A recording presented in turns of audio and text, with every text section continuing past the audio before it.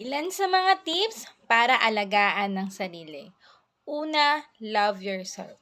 Hindi selfish ang pagmamahal sa sarili. Ika nga nila, kapag mahal mo ang sarili mo, mas mamahalin mo ang kapwa mo.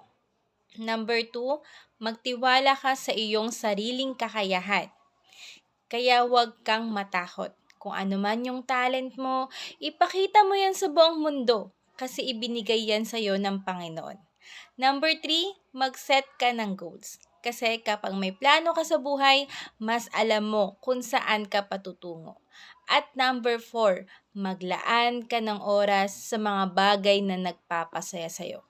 Kung masaya kang sumayaw, kung masaya kang magsulat, kung masaya kang magbasa, masaya kang mag-sports, do it, para sa'yo yan.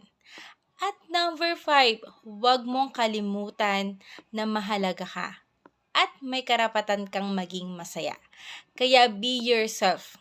Maging totoo ka sa sarili mo at ipakita mo sa mundo kung sino ka.